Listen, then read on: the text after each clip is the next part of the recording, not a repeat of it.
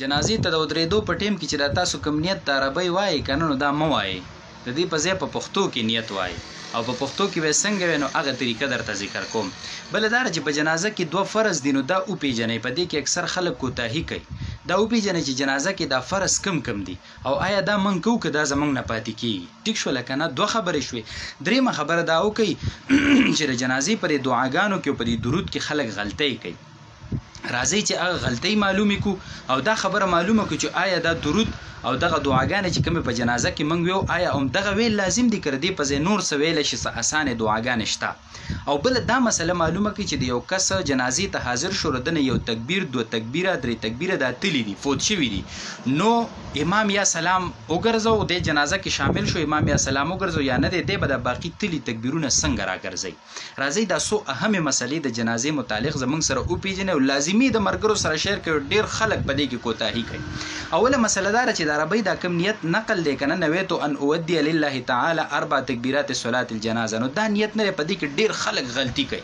او دا مه وایي جی نیت چې کوم دی دا ویل دا دومره اوږده قصه چې تاسو کوئ نو هلته امام تکبیر ویلی هغه چې کوم دی ثنا شروع کړي دویم تکبیر ته قابو شوی دلته دا نیت چې کوم دی ستاسو ختم شوی نه نو دې نیت ویلو ته ضرورت څه دی نه د جنازې دا نیت چېرته په احادیثو کې او په دغه کې په کتابونو کې ګینې رانقل دی چې تاسو به خامخا پکې وایي. د دې په ځای په ساده پښتو کې وایي چې نیت کوم د دې مړي په دې ازر امام پسې خاص الله ستا دپاره مخ مې د کعبې شریف په لور که الله اکبر که دا هم څوک ونه وي بس د زړه نیت ووایي دغه ضروري دی. په خوله باندې نیت ویل دا ضروري نه دی خو که تاسو د اطمینان دپاره د دل او د دماغ او د زړه هغه نیت د خولې سره په خوله باندې ویلو سره دغه خپل دماغ حاضرول غواړئ زړه حاضرول غواړئ د دغې دپاره په پښتو کې دا 2 ټکي نیت ووایئ بس.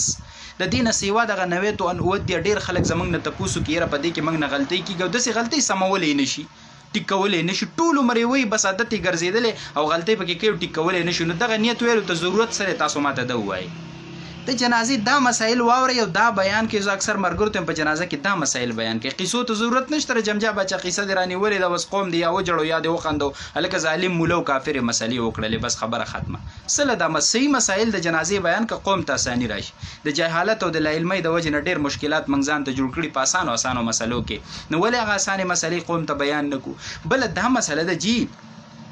چې د جنازې فرض چې کوم دي 2 دي یو 4 تکبیرونه او قیام بغیر د عذر نه په ناسته جنازه نه کېږي 4 تکبیرونه او په ولاړه جنازه دا فرض دي. خو ګوره دلته یو مسله یاد وساته غلط فهمۍ کې بعضې خلک پراته دي. دا 4 تکبیرونه الله اکبر ویل په امام هم فرض دی او په مقتدي هم فرض دي. امام چېرته مقتدي چېرته دی غلط فهمۍ کې لاړ نشي چې امام الله اکبر ویو بس زه خاصم امام پسې ولاړ یم دا کافي ده نه جي نه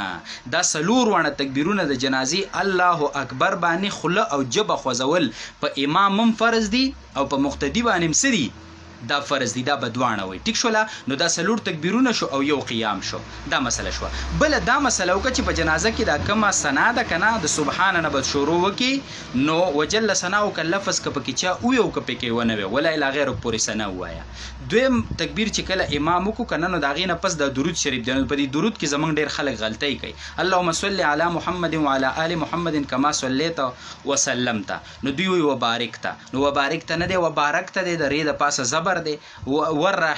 ورحمته دا ورحمته دوی وایي ورحمته. ټیک شوله که نه الف لام پرې راوړي ورحمته وایي نو دا غلط دی. ټیک شوله که نه نو بیا ولې دا وی دا منځه کې چې کوم درود نقل دی اللهم صل اللهم بارک درود ابراهیمي دا پکې وایه که نه دا درود پکې وایا. ټیک شوله که دا نه بل درود پکې وایه که نه دغه جنازه کې چې کوم وی دا سم که خو که دا نسي سمولی او دا غلطۍ دي بیخي پخې دي او اوزي دا غلطۍ دي اوزي دي نه اصلاح نه کېږي نو بیا د مانځه درود سره دا بهتر دی دا پکې وایه. ټیک شوله که نه د دې نه پس امام دریم تکبیر ویو نو بیا دا دعا چې کومه ده اللهم اغفر لحینا او میتنا په حدیثو کې نقل د بهترینه دعا ده د کمال دعا د جی نبی علیه السلام مبارک چې کومه امت ته ښودلې ده نو دا بهترینه دعا ده دا پکې وایه. په دې کې هر څه راګیر دي او که نه چا دا نشو زده کولی غلطۍ وي پکې ذهن یې کار نه کو ذهن یې کمزور نو اللهم ربنا پکې وایه یا پکې ربنا ظلمنا انفسنا دا پکې وایه. بس په دې سره ستا جنازه څه شوله دا وشوله. نو دا اسانې خبرې دي زموږ د خلکو د جهالت او د لاعلمۍ د وجې نه موږ را جنازه هم ځان ته یو مشکل کار څه دی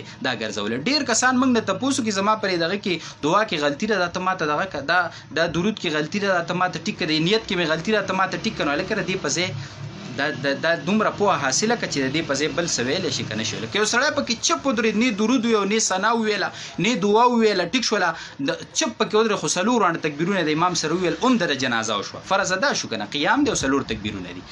اخري خبره دا وکړه چې د چا نه تکبیرونه تلي که نه یو تلې دوه تلې څنګه د امام سره نیت وتړو نو که دعا موقع وه دعاګانې پکې ووایه که موقع نه وه نو اول دغه دوه تکبیرونه وای چې کم تانه تلی یو تکبیر وای چې کم تانه تلی او به د امام سره دعاګانې شروع کو د نور تکبیرونه مر سره وای که تانه درې تکبیرونه تلی اخیری تکبیر کې حاضر شوي نو